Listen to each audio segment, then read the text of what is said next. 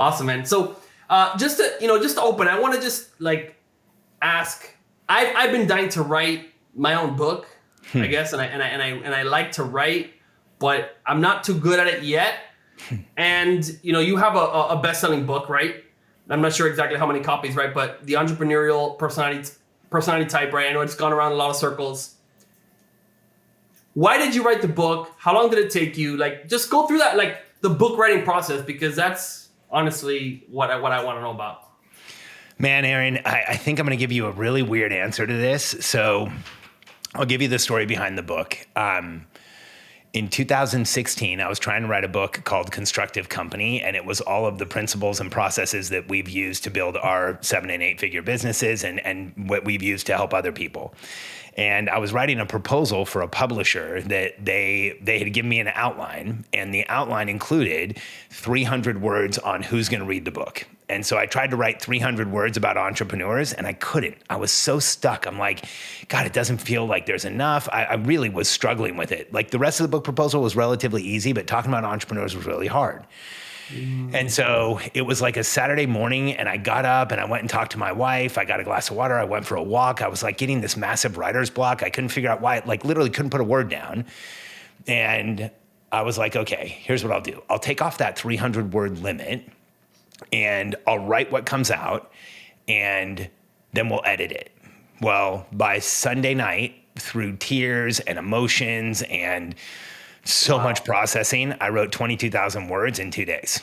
And we ended up editing that down to the book.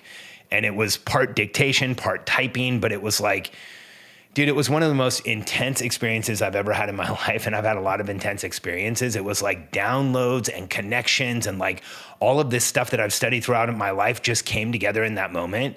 And Constructive Company was forgotten for a while. And I really just focused on writing that book. And I went and presented some of the initial stuff from that book at Genius Network with Joe Polish. And I did a 10-minute talk. I actually went 12 and a half minutes, but he let me do it. And it was like this explosion. I shared like this entrepreneurial personality type and how we're different and we need momentum, and how we live this life of questions, and how the rest of the world doesn't understand us. And that's why we're so important, and we are the most important people in the world. And when I shared that at Genius, almost immediately, people were like, I need you to speak at my event. I need you to come here. Wow. I ended up speaking with Tony Robbins at several events, with Russell Brunson at his event, with Robin Sharma. Robin actually invited me to his actual event. And like, Robin was one of my heroes. The monk who sold his Ferrari totally changed my life when I was in my 20s. And so it was this like very transcendent event that helped me create this book. And the reason I wrote it is because it's an argument about people like us and why we behave the way we do. I think entrepreneurs are the most important people in the world. I've done a tremendous amount of research around successful people. And when you look at successful people, we are different. You expect to find people who have talents and skills and abilities, and what you find is people who have a lot of issues. Richard Branson is dyslexic. Thomas Edison was sent home at 5 years old because he wasn't smart enough to be in school. Einstein failed algebra, which was so awesome that I read that, because it was right when I was failing algebra. And so when my mom was like, hey, you're failing algebra, I'm like, just like Einstein.